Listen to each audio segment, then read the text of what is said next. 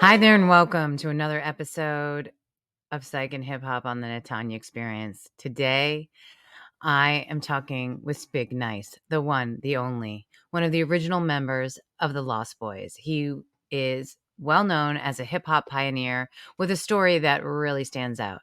He's definitely known for his music, his presence, his way of uplifting others, bringing people together, and sharing a message of hope and perseverance and resilience. But he's also known for some of his other work, including a little bit of time doing a little bit of bank robbing and the like. His journey has really taken a turn. He's basically had a journey that most people can only read about or watch on TV. 2 decades incarcerated and coming out with a smile on his face and love for his fellow man. It's incredible. He led, he taught, he didn't break. He inspired. He embraced his faith and he found himself. He became a voice for hope and resilience, and now he is rebuilding bigger and better than ever. He's writing a book and he's producing a movie called The Takeover.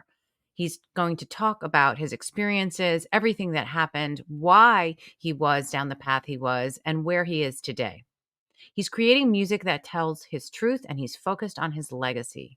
He's guiding others and he's living of principles of love, truth, peace, and freedom. Spigg Nice is more than just a name. He is a symbol of survival and redemption. I'm so honored and pleased to introduce my friend, the man, Spigg Nice. Hi there, and welcome to another episode of the Natanya Experience Psych and Hip Hop.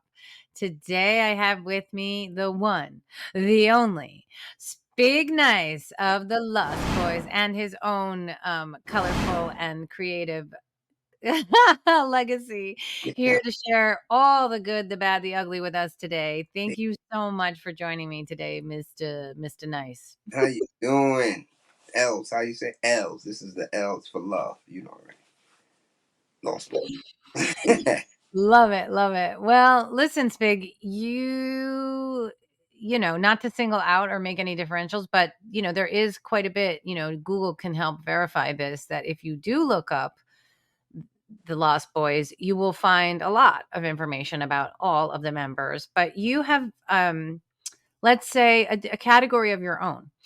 And in that, you've recently been sharing a little bit about some of the, let's say, more wild times that maybe pulled you out of the music scene for a little bit. And what I wanted to do today was talk about the whole ride. And I know we don't have a lot of time, but I want to start now and talk about what you're doing now and what makes you excited today. And then we're going to kind of go back in time and get into a little bit about some of the things in the past that helped shape where you are today.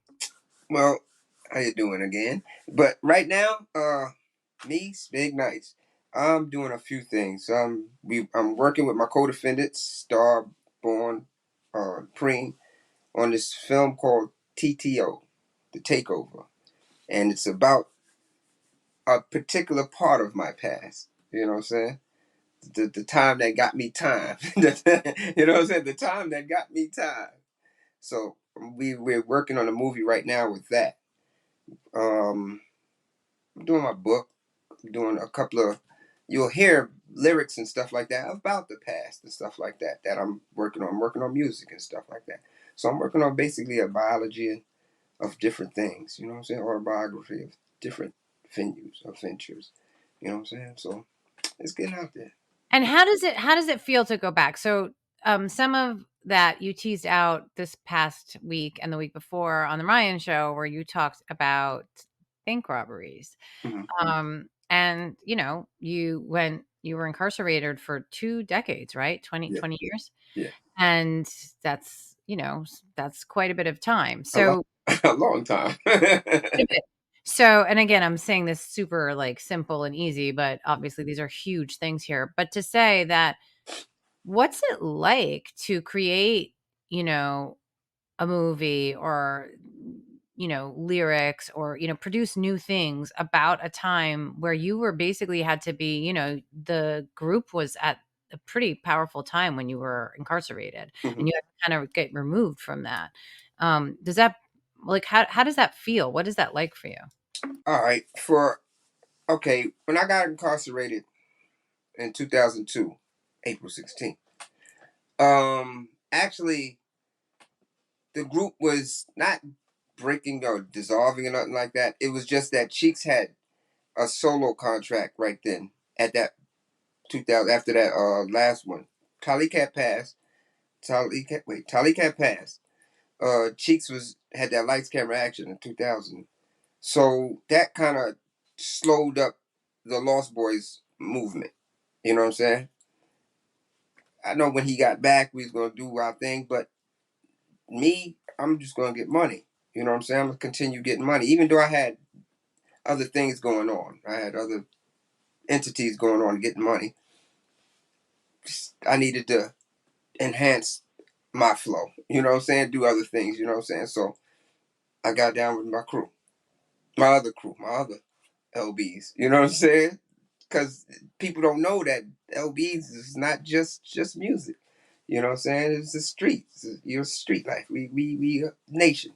So I just got down with my other Codies now, and we did what we did. Got money. I started doing more things with my music and stuff like that. So it was to me it was no different than when I first started with our group.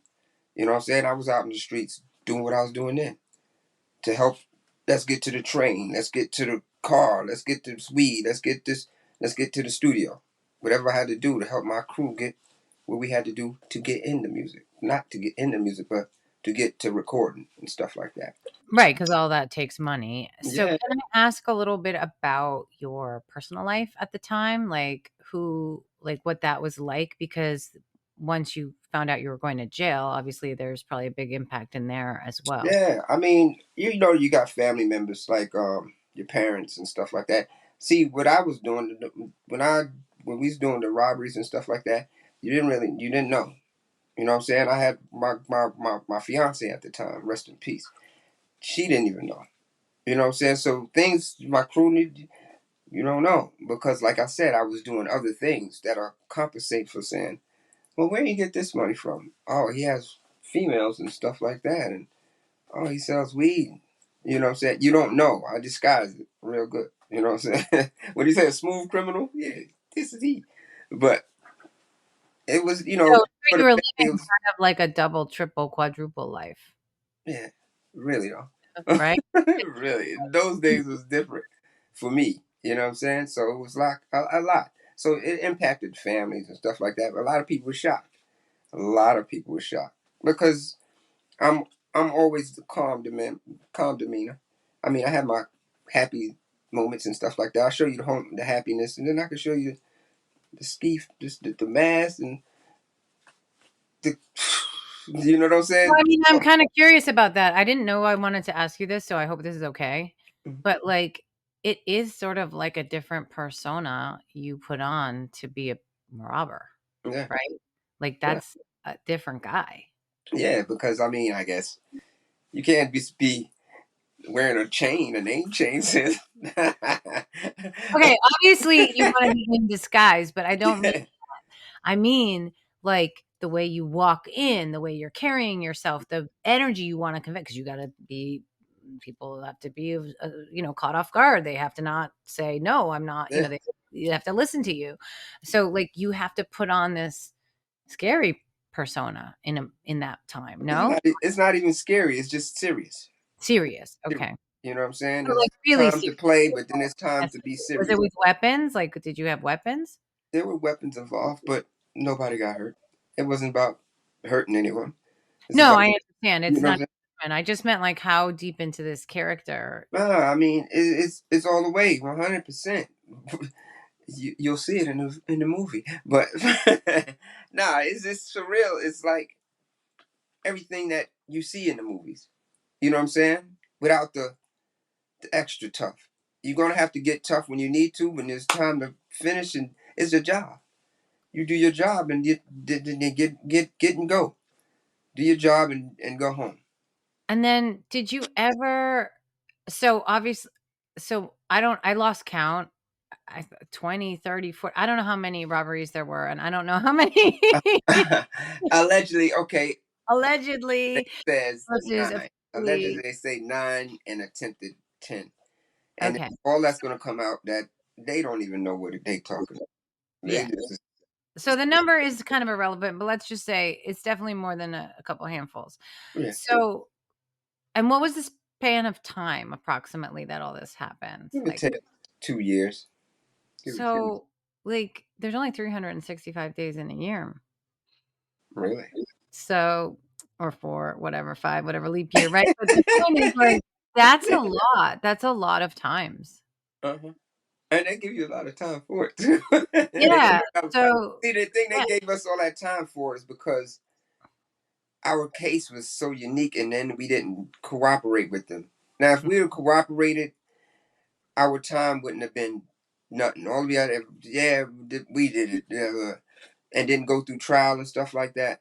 Then yeah, we'd have probably got what like, they said, pleaded it something out, and something then like, yeah, 12 years, something like that. But we didn't know. You don't know all this stuff. The government don't tell you everything, or no. If you don't, that's what I say. You got to be educated on if you're doing crime. If you're doing crime, you better be educated on that crime, because when you get locked up, you're gonna need to know all this stuff. You know your case, so you know what you did. So you're gonna have to go in the law library and check all that stuff out. And this is how you get to know you and your case and stuff. And don't let the government tell you this, because we were young. We didn't know what we was talking about. We didn't know what they were doing, it's and the stuff was right there in front of us and them, and we couldn't beat them because we didn't know. Even though we had attorneys, they well, all they're not, yeah, and they're not really incentivized to help you right. navigate it, right? Especially when they all getting the same law degrees.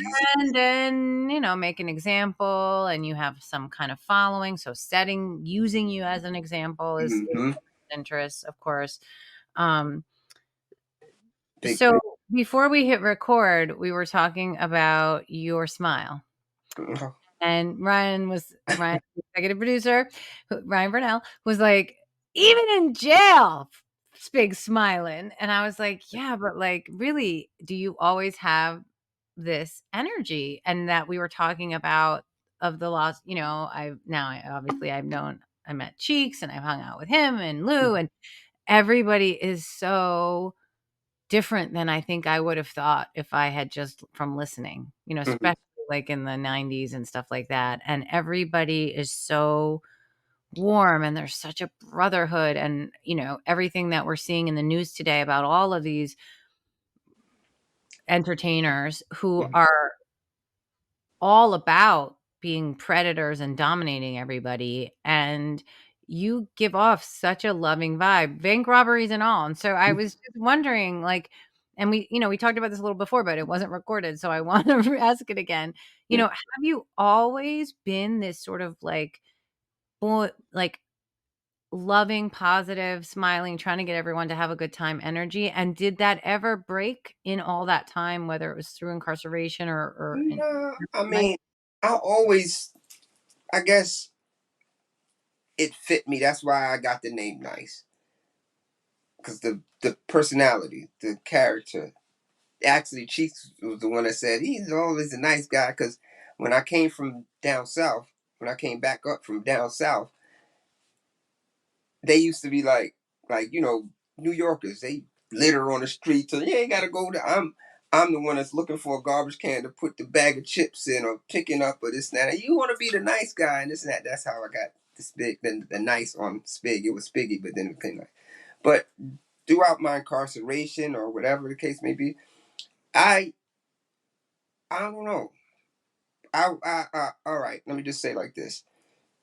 I always had a smile. I always was nice until you crossed me, or I didn't see something. I didn't like it. That's just regular.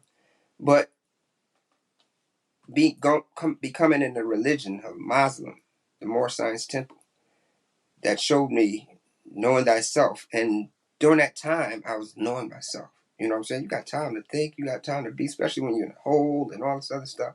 Yeah, those are not times with the smile and stuff like that. But then you have to smile, because when I was in there, things was going on out here that was not happy. People wasn't happy out here. You know what I'm saying? During that 20 years, I done lost a lot of people, and people lost a lot of people, and they were more mad than me. I'm in a place that basically, I'm not saying I'm safe, but I was relaxed. I was cool. Like my grandmother was like, "I'm glad you're there instead of out here because it's more dangerous out there than in here. At least we know where you at." You know what I'm saying? Because I was to travel and this and that. So you out there at that time, it was like kind of unsafe. Yeah, I mean, we were talking with other folks, in all different sides of the law, right? We talk about with people, like I said, all different walks of life, Hmm. and whether they were law enforcement or organized crime or, whatever, right? That New York City at times and places and neighborhoods had felt like an active military zone. Cool. I know, especially when the COVID came around and everything was going on that time. That was that was not a smileful time at that, because we were actually going to get sentenced to come home 2 weeks, not a week before they shut the world down with COVID. So we was mad, like, yo, we supposed to go home next week. What are y'all talking about? The court system. So there was a bunch of times where we go to court. Then going, just about every time we went to court, it wasn't a happy time. We thought we was happy. Yeah, we going to court. We gonna get this time off and this and that. And then we come back, and it's like, you gave us more time. How do you do that? We supposed to get off time. So there was a bunch of times that there was, you know what I'm saying, the sad face, the puppy dog face. But dude, like I said, the Muslim and our thing is the five highest principles: love, truth, peace, freedom, and justice. So when you strive for all those things, you're gonna be happy because you can find something in yourself out of all those principles that you can, like, all right, well, I ain't dead. Well, I'm happy for this, or you be grateful. You know what I'm saying? Then you put that smile on everybody else's face. You bring that joy. You know what I'm saying? So I used to be as they say, a preacher. I was a leader. You know what I'm saying? So I And had to while promote you were that. incarcerated, you were doing preaching? Yes, yeah. And was that you're I saying was. the Muslim. It's called a grand sheik. I was a grand sheik Okay. as a Muslim, a Yeah. grand sheik. So I was like the one that sits there and teach. You know, see, I was a teacher. I did a lot of things at different prisons. So I brought that with me. And if you meet anybody or speak to anybody that was with me, 9 times out of 10, Spig, we love them, because I done heard it. I've heard it from other people. Like, I heard about you. You did. Thank you. I done mothers, fathers, uncles, grandmothers, all that. I in jail. So when I got out of jail, I started meeting other people. They say, "Yeah, yeah, remember him? Remember?" Or I get the phone calls or the Facebooks, and it's love. I don't know. Like I said, I guess I'm blessed. I don't know. No, I mean, it's so awesome to hear you say that, to that you took those moments and you went where you went with it. It's pretty unusual. I mean, that's part of the reason I was so excited to, meet with you and talk with you and get through internet failures with you. And and you know, like I said, meeting all of you as individuals that I've been able to meet really was like, wow, this is the most surprising in a beautiful way. And I think the way you were saying, like, well, I'm not dead, or in here I know what to expect, but I'm not safe. I picked up on you said that too. I mean, Yeah. the prison system, there's a whole, we could do 75 shows and books and movies Mhm. about all the layers of stuff there. Yeah. Judicial system for people who don't come from generational wealth, who are, not Caucasian, who are, not from white collar jobs or whatever. Like, there's so many layers of things that make it, like you said, you didn't even know, you were not prepared to navigate for your Mm-hmm. best outcome. The crimes were done. So Right. you can't undo that. What Mm. you were caught with, whatever evidence they had was had. But what happens to you could be very different if you know how to navigate the system, Right. and you guys didn't. And that's why a big chunk of your life was spent behind bars. Right. The thing that's so hopeful about it is around, that you were able to retain relationships. I'm sure some were lost too, because I do hear about that a lot, Yeah. especially like you said, people didn't know there was like you were leading a double life. So some family supports, some family might not, depends, friends, what have you. But that you were even able to be somebody on the inside for maybe other people who were struggling a little more to find that hopefulness that you found, to Yes. find their 5 disciplines, to understand what the love and truth and like, that's just really amazing, like a phoenix rising from the ashes, Yeah. that's what the story is. Yeah. Because there was a lot of times that some guys be like, "Oh, I got this. I got a couple of years. I got 5 years, or 7 years, or 10 years," and I was like, I got 37 years. I did 10 years already. I did 15 years, and you was crying about this. I said, man, at least look, I got this. Other guys got letters behind their behind their numbers or their names. I said, I can't be mad. I got numbers. These guys got letters. So with your little bit of numbers, I was like, you got to wake up, handle that, and work out, read, A go to little work. like tough love push. Exactly. And how many years, how many times I had to repeat this, but it uplifted, and I got guys right now that's like, yo, OG, ah, I got a job, I got this. Remember when you showed me this in plumbing? I got plumbers out there. I'm not even plumbing. I got dudes that's plumbing that's giving me respect because I showed not just guys like inmates. I showed COs how to work their jobs and be a plumber and all this other stuff.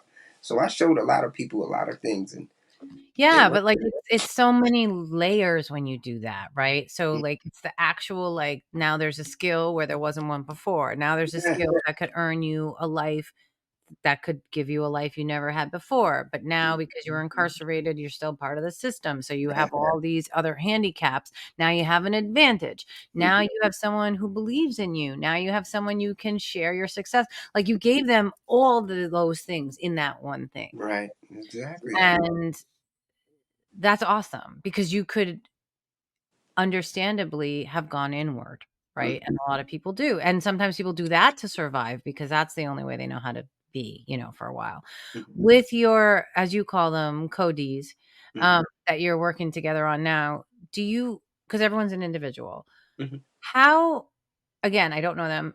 So this is just a general question. Like, how did they maneuver through this compared to you? Are they kinda E- like you in this way that or did any of them struggle? How did that go? Was this all of it? Everybody, I would say everybody did their own in their way of getting around, because the stories I heard from my guys and stuff, like when we do communicate or write a letter and this, that, and the back, before it was all the cell phones and this, or whatever the case may be, when we used to write each other, find out what you doing, or somebody from another jail say, yo, your brother is over there, he's the man, and this and that, born over there, he's over there, he's gambling, he's a poker man, he's everything, and Preem's over there, he's reading all the books, and he's the young guy. You know what I'm saying? You hear good things, you smile at these letters and stuff. You know what I'm saying? Or you hear these guys talking about the guys that you grew up with or did these things with and stuff like that, your team. So you feel good and stuff like that. So everybody did what they did to get through. I mean, we all had a smile. We all brought that, but there will be times that's, man, you should have seen this or this girl. We have ups and downs. It's the same. You know what I'm saying? So we got through it. And now, basically right now where are you living right now? Right now, I'm in South Carolina. Oh, that's what I Yeah, thought. Sorry man. about that. Um, Yeah, I'm doing it. so what's life for you like now? So you have movie, you have book, you're working on Mhm. projects, and like what's your Right. what's like because you we talked the reason I'm going here, and I should give this clarifier, is that again, before we hit record, we talked a little bit about why I thought you guys were so different and how you said, well, I got people looking up to me. I have people older than me looking up to me, that you Mhm. want to control the legacy and the narrative and the way people interact and like what they think is important Mhm. because of what you project that you believe. So I was curious about if you could talk a little bit about like kind of how you're trying to be a role model. Um, it did. Right now, I'm in South Carolina, like I said, and I want to develop, or me personally, in the music industry for one thing, because my town is like a hub. It's not a big. It's next to a couple of cities around this that, but I know we could be a hub. I mean, we're a hub, and we could be a nice city. I want to bring entertainment to there. Besides that, I want to bring entertainment to South Carolina. I want to bring the rap industry Yeah, in I South mean, Carolina. we Because have Atlanta, like we started in the Bronx, right? yeah, Like, Atlanta has exactly. Cheeks is holding down Atlanta right now, and then And but it's I just don't hear like, much coming out of the Carolinas, so it has to yeah. be. So I got a couple of things going on with a couple of good guys. Uh, just did a video last night. Volcanic the Don. I got a couple of producers, and I got a few things going on down here that I'm trying to start bubbling. You know what I'm saying? So my life down here is good. I mean, it's not all country, but I'm all right. You know what I'm saying? I've been down here. I went to school back down here and back in the days. So I'm kind of a legend down here also because my school behaviors and stuff. I did a lot. I learned a lot from down here, brought it up there, made success up there. Now I'm bringing it back down here to make successful down here. That's my goal. You know what I'm saying? So I got things to do. I know it's going to be a little rough here and there, but I'm built for it. I've been playing. I've been planning. No, that's awesome. Yeah.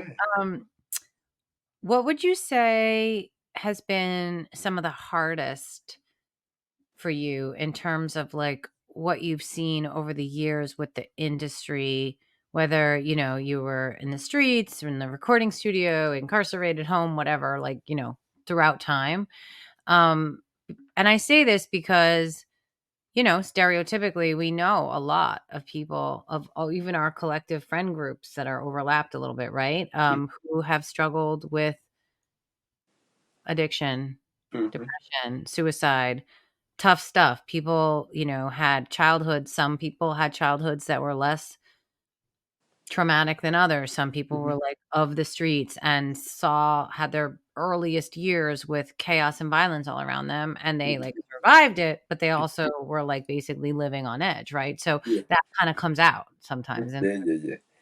so the reason I'm asking is because I know it overlaps in these groups, and that we know some of the people who have struggled with these things, and obviously a lot of people that we don't know the Mm-hmm. same. But I was curious about that because I did talk with Cheeks and Lou about these things as well, and even their own behaviors a bit, and how they've evolved over time, and how they look at those things. And again, this is not judgment. This is just, how do we talk about this in a real way? That's why I'm bringing it up. Say it like this: the difference in the music of today, or if you're talking about, I'm gonna just get into a few things like that, like today, and I'll bring it back to personality. But the music, the listeners of today, these are, as we said it in jail, like we used to teach the youngest when I had the seminars or whatever. We looked up to drug dealers. Our music comes from drug dealers. Y'all music comes from drug users. That's a total difference. That's why you get the mumble rap and because you can't even rap when he's high, and all these different drugs and stuff like that that they do. I know certain places had certain little drugs or whatever they do, but uh, it blew up. Now it's like that's an epidemic. You know what I'm saying? In a certain age group and stuff like that. One time we was having a debate, and we had in the class, we was having a debate, and it was like, you know how we could get rid of this situation? The guys was like giving opinions and stuff like that. It was like if we eliminate a certain age, a group of age, they talking about eliminate they people that maybe like 17, 18 to 40, 35 to 38. If you get rid of all these kids in this age, you can start a new a new generation. You can start all over. And these are thoughts because it's like this demographic of kids are causing so much destruction. But then it was like, well, why is that there? Why is that happening? And it was like, because of guys like us, we're in here when we need to be out there teaching them. They're missing. Say you got a son and then you got a grandfather. That's a generation gap. The father is not in the picture to put that gap together. So this is through you, to me, and to him. You know what I'm saying? I had that. You know what I'm saying? My son and my father is a generational gap. But due to the fact that he had to come and see me, and then my father to bring and stuff like that, it still was that gap. But not everybody has that. You know what I'm saying? So there's generational gaps that causes those type of situations. Like and before it was in the gangs and stuff like that in New York, because we would have been one of the first ones. The dudes hollered at us first. You know what I'm saying? Hollered at us back in the '80s in high school, and we was like, nah. I was the first one to step up. Like, nah, that's in Cali. We don't do no gangs and stuff like that over here. We a crew. We brotherhood like we love. You know what I'm saying? It ain't we got to do this to do that or to get those people. That wasn't us. You know what I'm saying? So a lot of things changed. Drugs came into factor in their minds and their system, and now you got to be this or that. And it's garbage. But personally, I didn't really have those problems or those issues. I knew how to control because it was one thing that my guys had me. I learned this because of dealing with my guys. I was a driver, so I couldn't be drinking and drugging too much because I got a responsibility to get these guys home. No, I That's mean, why that's you, a huge one you know because what I'm saying. I got responsibility since I was young, not knowing, but knowing consciously. I got to get these guys home. They gonna get tore up and this that or dirt or and all. the more you saw them losing themselves, it kept you like, Yeah, and man. I gotta be like, come on, all right, it's enough. You know what I'm saying? And I gotta stay sober or stay not just Stay drunk. alert and Is ready. alert is the Yeah. perfect. I gotta stay alert for those that are not alert, and that's basically kind of like my life. You know what I'm saying? As it you traject that into it. I always had to be alert for other people that ain't. Even in jail, I had to be alert for the guys and stuff like that that aren't alert or aren't ready or aren't prepared or just came in the system. Hey, you got this? Oh, come on, you need to get a trade. Come work with me. You know what I'm saying? Stuff like that. So I guess that's me. It's alert one. It's awesome. It's awesome. It's really awesome. I just, I don't know. I feel like there's so much here, and there's so many people who are going to be so jealous of the fact that I get to ask you all these kinds of questions, especially because then the movie's going to come and be like, I got the pre-movie interview.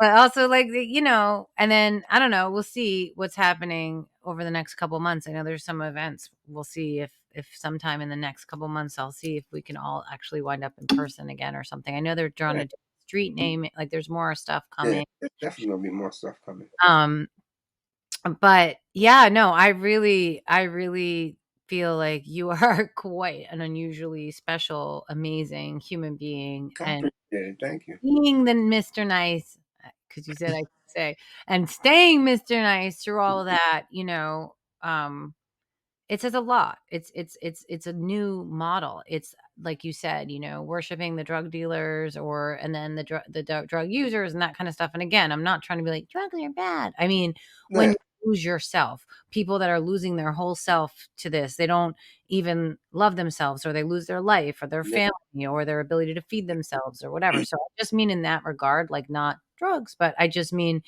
because it's so difficult to maneuver, it's so difficult to cope, but they don't see a way out. They don't see the hope that you talk right, about. right. And, for you and finding, was it while you're incarcerated where you found, your faith? Is that like, was that the first time that you connected there with that? I mean, you can say that, but no, because I used to go to church. I used to do a lot of things. I prayed all the time.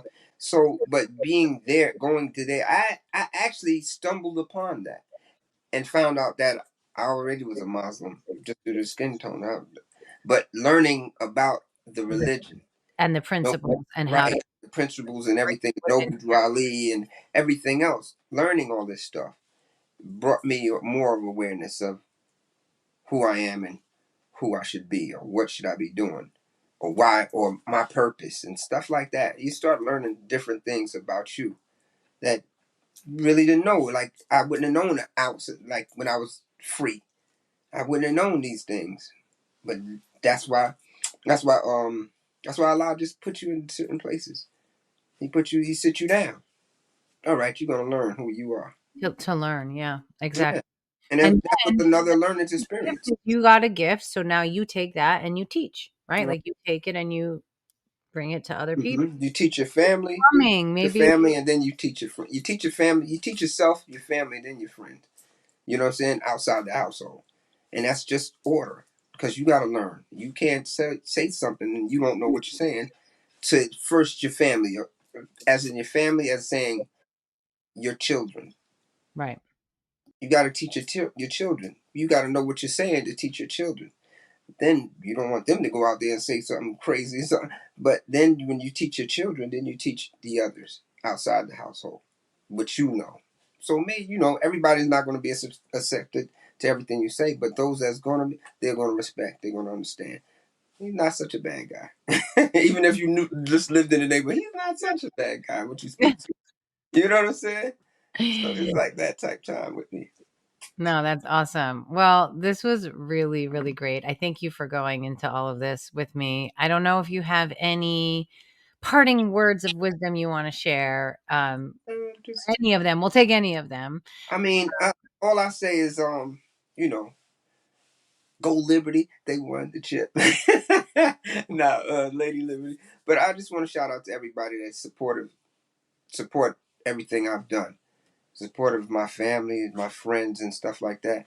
I want to give everybody that love that they gave. You know what I'm saying? But even you, you know what I'm saying? We friends now. We the homies. Ryan and everybody. I just want to say thank y'all. You know what I'm saying? But look forward to more things that I'm doing for 25, because it's going to be a lot. I'm telling you. Yeah, I I can't got wait. I got my backpack ready. You know what I'm saying? I might need another backpack because I got a lot on my back right now, on my shoulders and everything. That I hope that with the support of the people, I could be successful, and Absolutely. we're going to be We're here successful. to cheer for you all the way. That's why we're saying, and really just honored to be like even getting a foot into this world. Because, you know, this format of an interview, like, we're not sharing your music right now. Like, this is very, kind of dry. But it's okay. I'm like, I wish we were I got dancing. music for you. You want some I music? know. So I'll when do Ryan something. puts the magical thing together, I'm sure we'll have clips with like everything in it. But I do think it's important to like have conversations too about what people think they see and what people think they know about people, and kind of put that into a new word and a new kind of way and a new kind of audience. And Mm-hmm. also that, there are other people who might be in a dark way right now. So I do need to say every episode that if you are someone who is struggling, we have a national anonymous free suicide hotline. Mm-hmm. And, if you need to talk to somebody, but we are always about trying to help people find that thing within themselves, your inner superhero, Yeah. to live your best life, and that anyone at any age can heal and transform. And we're here to celebrate all the people who are doing that. And thank you so much for sharing your Yeah. story. And don't forget, I got one more thing. You could help. You could holler at me too. I'm about to have this podcast.